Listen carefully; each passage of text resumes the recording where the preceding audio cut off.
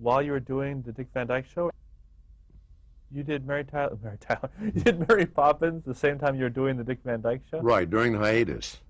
Was that difficult to use your break? No, as a matter of fact, I did that pretty much through the whole decade of the 60s.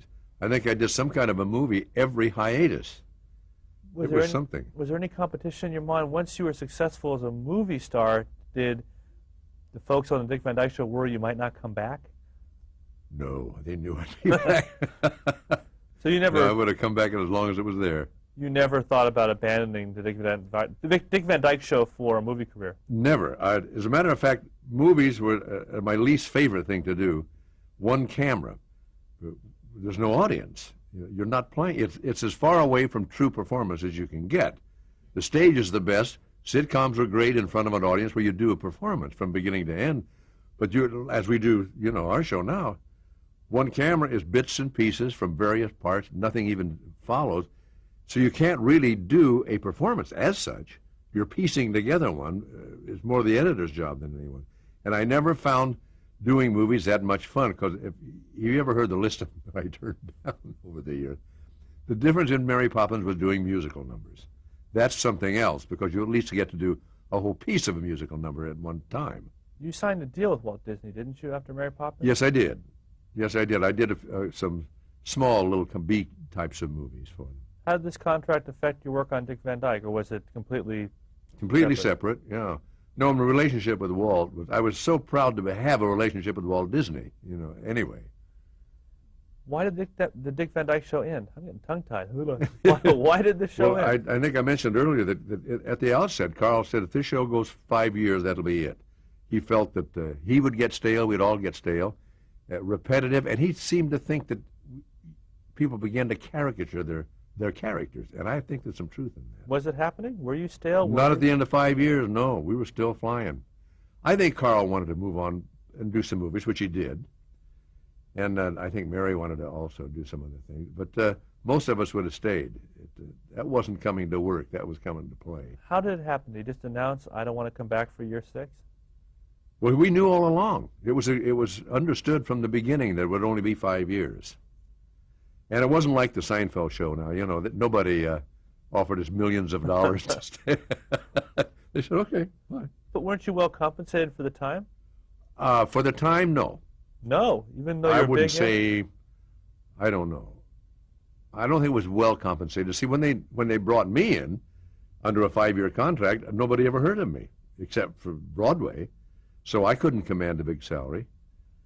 But I owned a piece of the show, which has been an annuity and a wonderful thing over the years. So I have no complaints. So when Carl said, I'm done, did you guys ever entertain the notion of bringing in another writer or to let the other writers run the show? Never would have dreamed of it. I wouldn't have taken another step without Carl Reiner.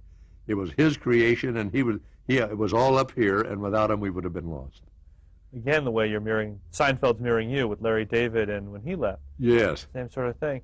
So once the show ended, I imagine CBS came to you and said, how about the new Dick Van Dyke Show, or a different sitcom, or Man with a Scooter? No, they didn't come to me with anything. Absolutely nothing.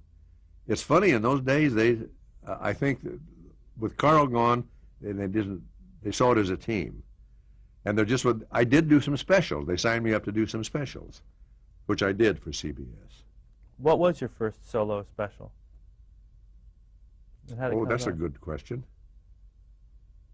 I think it was just called the Dick Van Dyke Special. I think it was just called the Dick Van Dyke Special, yeah. And I think you brought back Phil Erickson as a guest?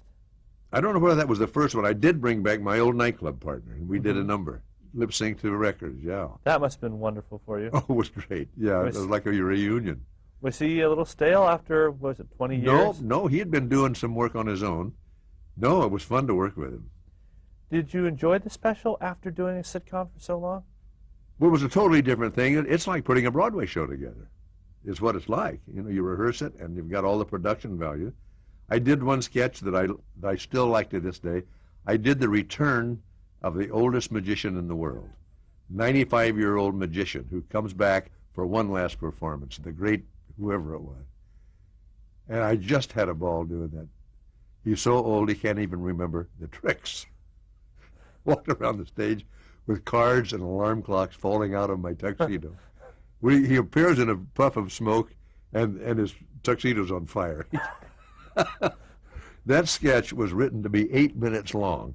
It went for 14 minutes because things kept happening, and I kept getting ideas. Annie Gilbert, who played the next door neighbor, Millie on the Van Dyke Show, played my wife and my assistant.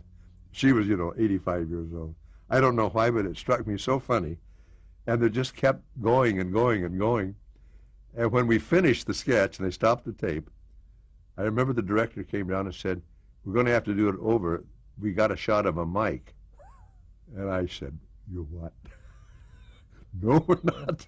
When something works that well, and they went in a technical mistake, no dice, yeah. We had several of those, and I used Carl on some of them. He came on as a guest on the show. You had Brian Paul producing this, or Byron Paul. Byron Paul. That's right. He was my manager. He also produced those. Yeah. Had you lost touch with him during the years of the Dick Van Dyke Show? Oh, no. He was right there. He was my manager and partner all through those years. He, since in the 80s, he retired, went up Northern California. No, he was very active in my career the whole time. But you also had Phil Erickson as sort of a throwback to your early days, this particular special. And after that, you did more specials and more movies. Yeah.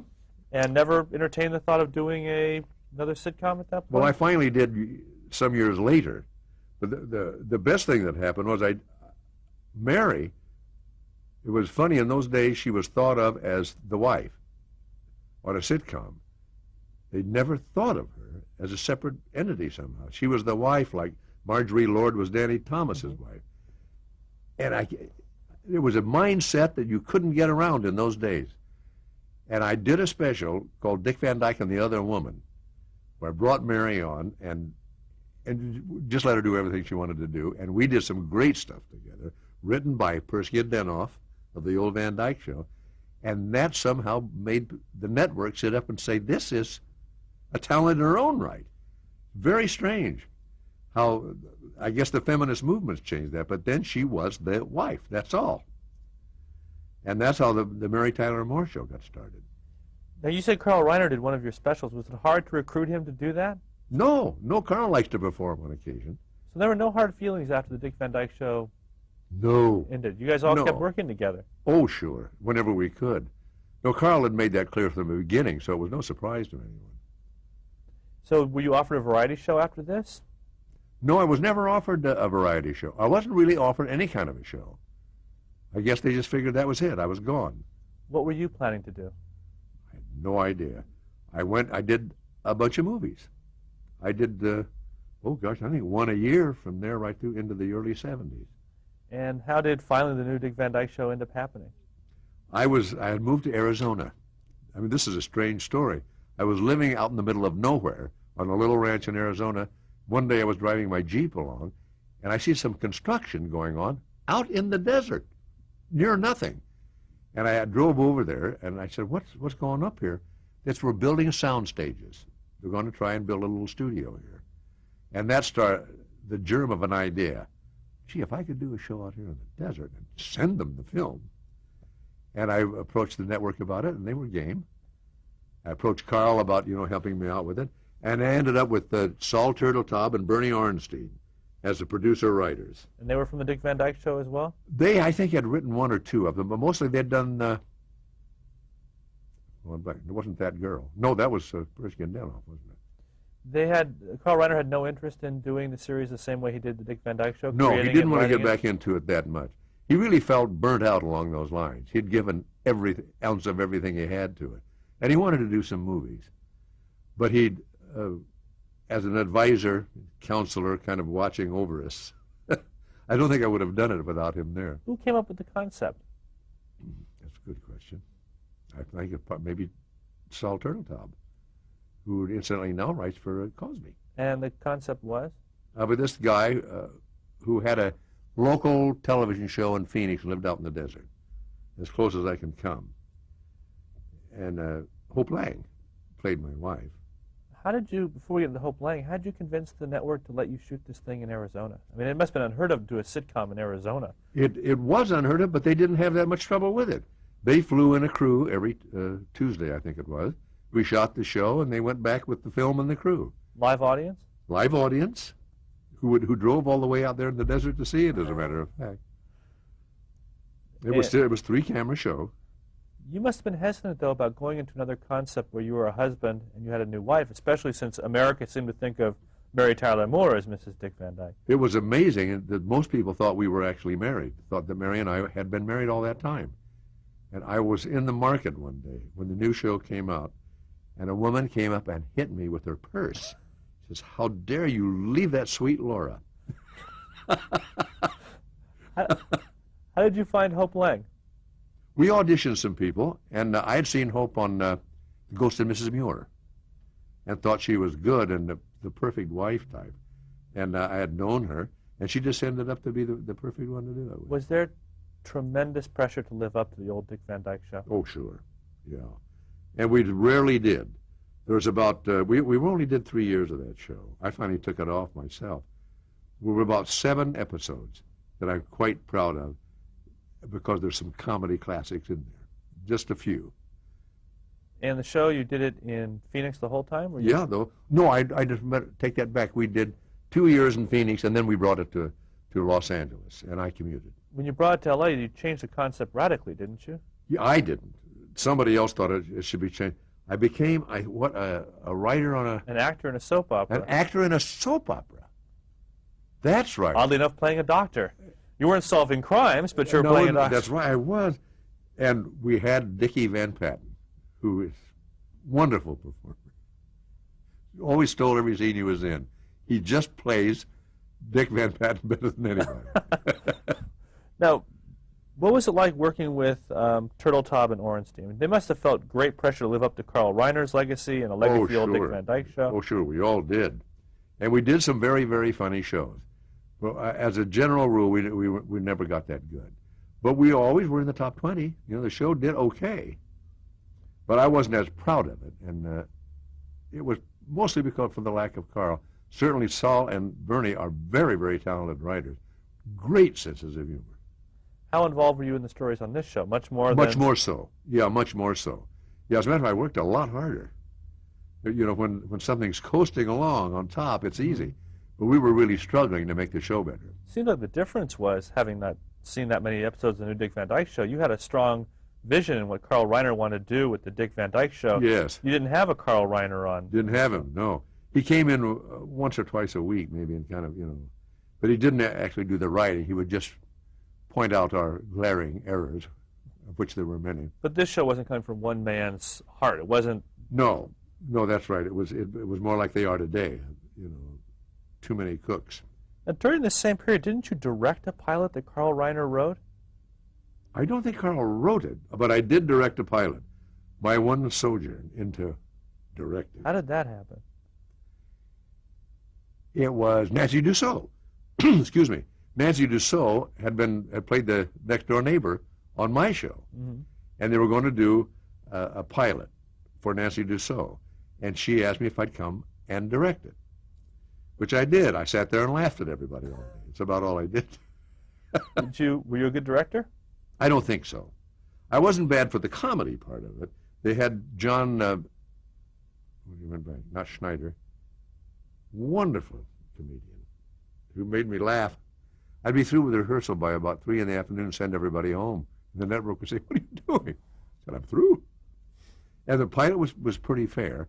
I just find that I don't like telling other people what to do. I had a lot of good ideas, but I didn't like directing. So the show was going 3 years. It was doing well. It wasn't even after Mary Tyler Moore on Saturdays on CBS? I don't remember. Why end it? Why did you pull the plug? It wasn't working as well as I would have liked it to. Just wasn't working that well. I was also getting tired of commuting. But I went to the network, to Mr. Pierce, I remember, he couldn't believe what I was saying, but I said, this isn't what I would like it to be. And we took it off. This was 1973, 74? Right about in there, yeah. That same period, was it during the new Dick Van Dyke Show that you did the morning after? That's hard to remember. It was in that same period, but I don't think, I can't remember. How did the morning after come about? A real departure for you. Yes, David Wolper had come up with this story called Morning After. And how it got to me is a very good question. I have no idea, but my agent sent me the script, and I was really flabbergasted at how well written it was, how true to life it was. There wasn't a false moment in it. What was it about? It was about alcoholism, about a rising young corporate executive, not a Skid Row bum, who gets trapped in the addiction and cannot get out. Beautifully written, and it was a big step for me to do it. You had to confront some personal demons as well to do it. Sure, I had experienced that. I knew exactly what it was to get trapped in that and suddenly wake up and find yourself addicted to something. Was this your first truly dramatic role since that George C. Scott? Well, I'd done a movie called Divorce American Style, written by Norman Lear, that had a serious underside to it, but I hadn't really done anything serious. And were you terrified? I mean, were you concerned about doing this part? Oh, sure. I worried a lot about it. But the director, Dick, I knew I'd have trouble with names, was a man I'd never worked with before who met me on the first location and said, look, you know more about this subject than I do. You take it from here. I'll follow you. And he let me kind of go in those scenes, and it was the smartest thing he ever did.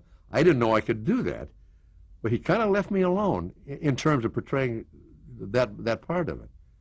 It was such a help to me. And it was a very good performance. Did you ever have to hold yourself back from doing comedy? And were there moments where you felt the reflex to say something or do something funny? Well, I got it out of my system in rehearsals, which I do to this day. No, it was such a good script and so well written. It was serious, there was no levity really there. I remember that they had a little cast party at the end of the show. Nobody drank any orange juice, so it did have some impact on it. You must have been very nervous about how this would be perceived in the public, since you're so identified with Rob Petrie. Yeah. To suddenly be seen as this character. Were you gratified when people won acclaim?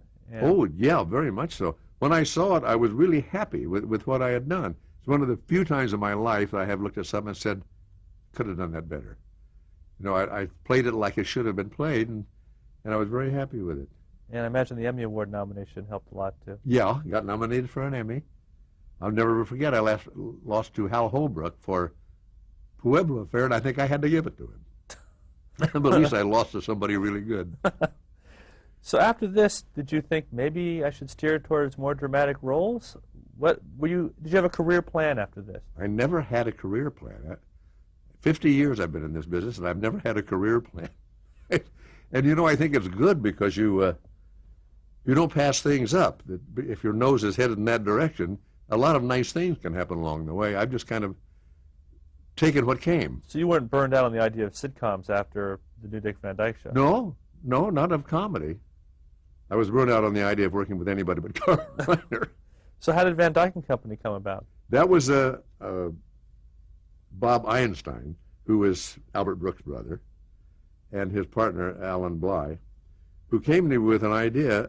And at that time, I think maybe Carol Burnett was still on, but other than that, our variety shows were about gone. And I questioned the wisdom of that. But the network bought the idea. NBC bought the idea. And it was pretty loose affair.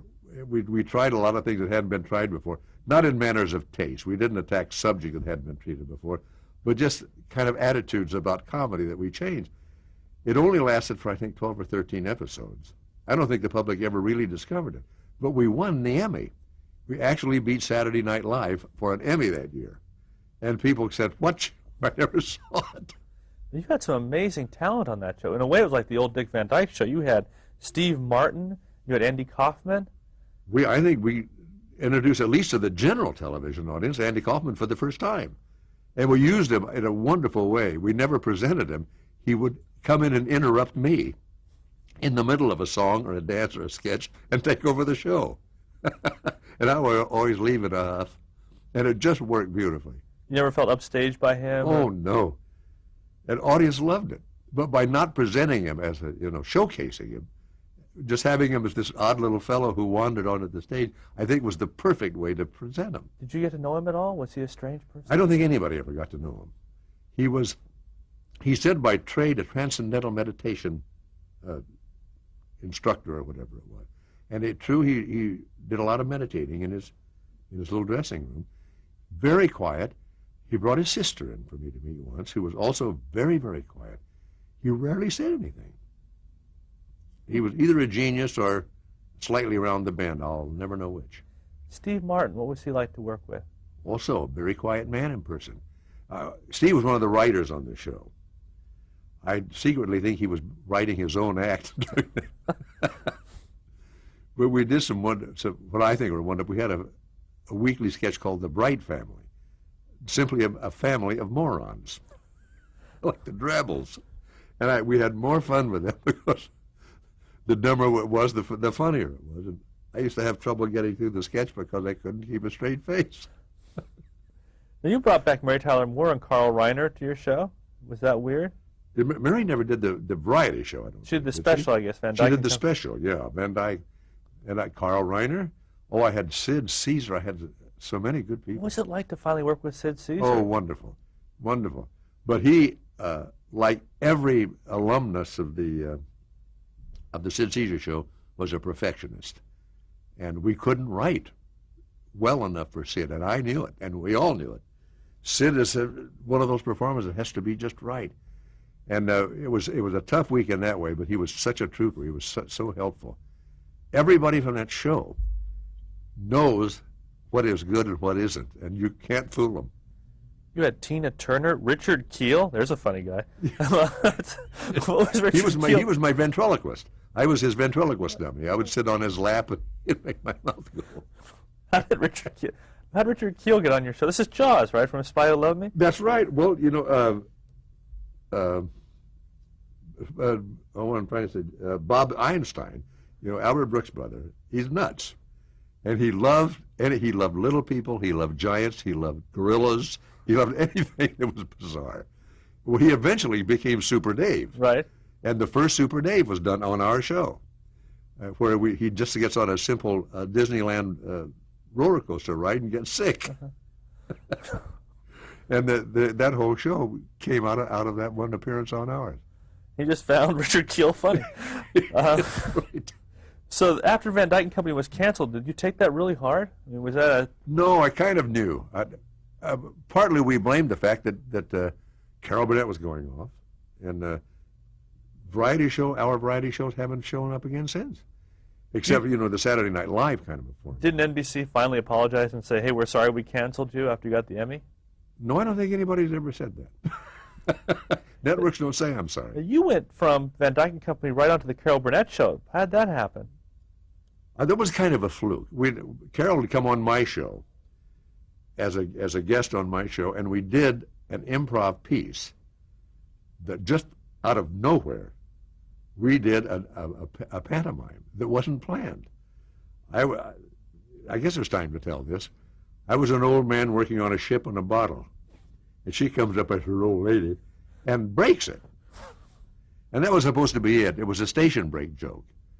Well, I, for some reason, did a slow-motion punch at her. I did one of those. And she took it, and we did 10 minutes of rolling around on the floor in a slow-motion fight where she would kick me under the chin, and it went on and on.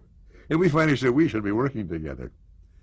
And at one time we were going to form a team, just the two of us, to do a show together. And somehow I kind of ended up on her show as a replacement for the irreplaceable Harvey Korman. Mm-hmm. And nobody. He is the world's premier second man. I couldn't. It wasn't for me. Was it difficult for you to become a member of the team as opposed to the star? I mean, here Carol Burnett was a star. You were part of the ensemble now. Was that a strange adjustment? I never had trouble being. I am a team person. I'm not a good star person. I'm a good team person. No, that I didn't mind. I just trying to fill Harvey Korman's shoes. I gained such respect for that man's ability. Was it difficult to join an established show? They've already been on the air 7, 8 years. Yeah, that's a little hard. I'm sure that they felt it too. It was unusual. They'd been such a team for so long.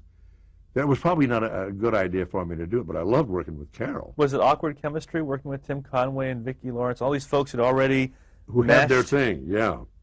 I felt sometimes like people who came on our show must have felt, because we were such a well-knit group. You never could quite feel the rhythms, you know. It's very, I suppose I would have in time. How'd you get along with Tim Conway and the others? Oh, God, loved Tim Conway. I loved Tim Conway. Why were you only on the show for 3 months? What happened? It didn't work out. I didn't feel comfortable, and I think Carol was eventually going to go off anyway. No, we were all very sad about that. And after that, just to watch Tim work on Harvey on the air was worth the trip. After Carol Burnett, what did you do? I don't remember. I think I went on the road with Music Man, didn't I? For about 10 months I went out, and I was Harold Hill. Great experience. Now, was it Grant Tinker who approached you or Donald Todd about doing another sitcom? Another one? Van Dyke? Do we have to discuss that? No, we don't discuss that. No, that was a terrible mistake. I wanted to work with my son, Barry, who had been in the business quite a long time, for 20 years, I think. And we wanted to do something together. And we tried to come up with this idea for a sitcom together. Who came to who and how, I can't remember the genesis of the whole thing, but it did not work. It just didn't work. Did Grant Tinker have a hand in the show? Grant Tinker was producing it, yeah, his company. Or was he the network president? It was GTG, it was his company. Oh, it was his company, that's right. And we made an attempt at it, and even we got on the air, which we never should have been allowed to do. It didn't work. But Barry and I eventually, as you know, did get to work together in the best of circumstances. So after this, how did your Jake and the Fat Man appearance come about? How did you end up playing Mark Sloan on Jake and the Fat Man? Do you ever heard the Aesop's fable about the camel and the Arab in the tent? Yes. You know, where suddenly the Arab's out in the cold and the camel's in the tent. Freddie Silverman, you know, the former president of almost all networks that have ever existed, came and said, would you do a pilot, a spin-off for an hour show? And I said, at my age, I was 65 then, I said, I don't want to do an hour series. I think that's a little tough. Just do the pilot, you know, just do the pilot. Well, that's how it happened. We did it, and it did not sell as a series, but CBS ordered a movie. And that's how my son became involved. He could play the police lieutenant. So we enjoyed that. We did about 3 movies. You're playing a doctor who solves crimes. I played a doctor who solves crime, but I'm one of the ones who said, are you sure this is credible? A doctor who's the criminologist solving crime and the head of internal medicine? I had my doubts about whether the audience would buy the believability of it. But we had just completed our 100th episode quite successfully, and the show has evolved into its own. There's not another show like it on the air. Sometimes we're an open murder mystery, sometimes we're not, sometimes we're a comedy, sometimes we're a dark comedy. We're everything, and the audience seems to enjoy watching it. Did you have reservations about playing a detective? I mean, you talked about how doing Mary Poppins and other movies was so different from doing Dick Van Dyke Show. Yeah. You're doing it segments, it's not really a performance that the editor does it. Did you have qualms about doing that as a weekly series? Well, I figured I'd do what I've always done, which is play myself.